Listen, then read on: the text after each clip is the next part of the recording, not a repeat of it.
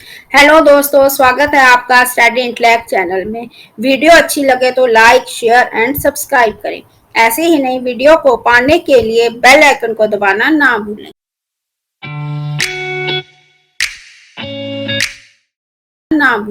आज हम बात करेंगे शहीद आजम भगत सिंह के बारे में। हवा में रहेगी मेरे ख्याल की बिजली, ये मुश्ते खाक है, फानी रहे ना रहे। मैं एक इंसान हूँ और जो भी चीजें इंसानियत पर प्रभाव डालती हैं, मुझे उनसे फर्क पड़ता है। लिख रहा हूँ अंजाम जिसका कल आगाज आएगा, मेरे लहू का हर एक कतरा इनकलाब लाएगा। आजादी के मतवाले भगत सिंह का जन्म पंजाब प्रांत में लायलपुर जिले के बंगा गांव में 28 सितंबर 1907 को पिता किशन सिंह और माता विद्यावती कौर के घर हुआ। भगत सिंह के पिता किशन सिंह, चाचा अजीत सिंह और स्वर्ण सिंह स्वतंत्रता सेनानी थे। आजादी की तालीम उन्हें घर से ही विरासत में मिली थी। मेरा धर्म सिर्फ मेरे देश की सेवा करना है। भगत सिंह बचपन से ही आजादी के लिए हमेशा बंदूक की बात करते थे।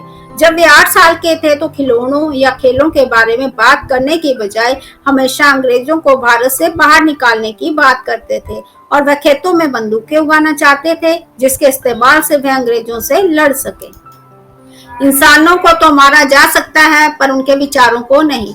13 अप्रैल 1919 को बैसाखी वाले दिन रॉयट एक्ट के विरोध में देशवासियों की जलियांवाला बाग में सभा हुई। जलियांवाला बाग में जनरल डायर ने गोलियां चलवाई। इस अत्याचार ने देश भर में क्रांति की आग को भड़का दिया। 12 साल के भगत सिंह पर इस घटना का गहरा असर पड़ा। तर्क किए बिना किसी भी बात को आंख मूंद कर मान लेना भी एक प्रकार की गुलामी है। भगत सिंह जलियांवाला बाग हत्याकांड से इतने परेशान हुए कि उन्होंने रक्तपात स्थल का दौरा करने के लिए स्कूल बंक कर दिया। भगत सिंह की पढ़ाई लाहौर के डीएवी हाई स्कूल में हुई।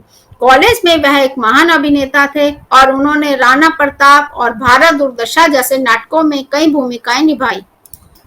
दुल्हन मेरी दुल्हन नहीं होगी, आजादी ही मेरी दुल्हन होगी। जब भगत सिंह के माता पिता चाहते थे कि उनकी शादी हो जाए तो वे कानपुर भाग गए। उन्होंने अपने माता पिता से कहा कि अगर मैं औपनिवेशिक भारत में शादी करूंगा जहां ब्रिटिश राज है तो मेरी दुल्हन मेरी मृत्यु होगी। इसलिए कोई आराम या संसारिक इच्छा नहीं है जो मुझे अब लुभा सके। फिर इसके बाद वे हिंदुस्तान सोशलिस्ट रिपब्लिकन एसोसिएशन में शामिल हो गए। तुम्हारा सर्वशक्तिमान ईश्वर इंसान को उस वक्त क्यों नहीं रोकता जब वो कोई पाप कर रहा होता है। वह कम उम्र में ही लेनिन के नेतृत्व में समाजवाद और समाजवादी क्रांतियों की ओर आकर्षित हुए। उनके बारे में पढ़ना शुरू किया। भगत सिंह ने कहा, वे मुझे मार सकते हैं लेकिन मेरे विचारों को नहीं। वे मेरे शरीर को कुचल सकते हैं लेकिन मेरी सोच को नहीं। जिंदगी तो सिर्फ अपने कंधों पर जी जाती है, दूसरे के कंधे पर तो सिर्फ जनाजे उठाए जाते हैं। भगत सिंह और राजगुरु ने 17 दिसंबर 1928 को लाहौर में शाही पुलिस अधीक्षक अंग्रेज अफसर जेपी सांडेस को मारा। इसमें चंद्रशेखर आजाद ने उनकी पूरी सहायता की। भगत सिंह जन्म से सिख थे, परंतु क्रांति के संघर्ष को सफल बनाने के लिए उन्होंने अपने केश तक कटवा लिए ताकि हत्या के लिए पहचाने जाने और गिरफ्तार होने से बच सके। वे लाहौर से कोलकाता भागने में सफल रहे। बहरों को सुनाने के लिए धमाका जरूरी है, इनकलाब जिंदाबाद। भगत सिंह का कहना था कि इस गूंगी बहरी सरकार को जगाने के लिए कोई धमाका करना आवश्यक है। इसके लिए उन्होंने अपने क्रांतिकारी साथी बटुकेश्वर दत्त के साथ मिलकर तत्कालीन सेंट्रल असेंबली के सभागार में 8 अप्रैल 1929 को अंग्रेज सरकार को जगाने के लिए बम फेंके और पर्चे बांटे। वे किसी को चोट नहीं पहुंचाना चाहते थे। बम निम्न श्रेणी के विस्फोटकों से बने थे। इंसान तभी कुछ करता है जब वो अपने काम के औचित्य को लेकर सुनिश्चित होता है, जैसा कि हम विधानसभा में बम फेंकने को लेकर थे। जेल में रहने के दौरान वह भूख हड़ताल पर चले गए। हैरानी की बात यह है कि वह इस दौरान अपना सारा काम नियमित रूप से करते थे, जैसे गाना गाना, किताबें पढ़ना, सुनवाई के लिए कोर्ट जाना आदि। भगत सिंह का नारा इनकलाब जिंदाबाद देश भर में क्रांति का दूसरा प्रतीक बन गया। वह हर भाषण और लेख में इसका जिक्र करते थे। भगत सिंह को 7 अक्टूबर 1930 को अंग्रेजी हुकूमत के द्वारा मौत की सजा सुनाई गई थी। राख का हर एक कण मेरी गर्मी से गतिमान है, मैं ऐसा पागल हूँ जो जेल में भी आजाद है। भगत सिंह को 24 मार्च 1931 को फांसी देना तय किया गया।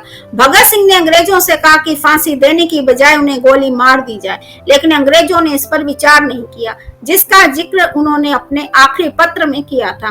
भगत सिंह ने इस पत्र में लिखा, चूंकि मुझे युद्ध के दौरान गिरफ्तार किया गया था, इसलिए मुझे फांसी की सजा नहीं दी जा सकती। मुझे तोप के मुंह में डाल दिया जाए, यह उनकी बहादुरी और राष्ट्र के प्रति भावना को दर्शाता है। मरकर भी मेरे दिल से वतन की उल्फत नहीं निकलेगी, मेरी मिट्टी से भी वतन की ही खुशबू आएगी। जिस शाम उन्हें फांसी की सजा दी गई, वह क्रांतिकारियों की किताब पढ़ रहे थे। तभी उन्हें फांसी के लिए चलने के लिए कहा गया। तब उन्होंने उस किताब को पढ़ने का समय मांगा और कहा, ठहरो, एक क्रांतिकारी दूसरे क्रांतिकारी से मिल रहा है। लेकिन अंग्रेज इतना डरे हुए थे कि उन्हें 11 घंटे पहले ही 23 मार्च 1931 को उन्हें शाम 7:30 बजे फांसी पर चढ़ा दिया गया। फांसी के लिए जाते समय वे अपनी उस अधूरी किताब का पन्ना मोड़ कर गए। जो भी विकास के लिए खड़ा है, उसे हर चीज की आलोचना करनी होगी, उसमें आत्मविश्वास करना होगा और उसे चुनौती देनी होगी।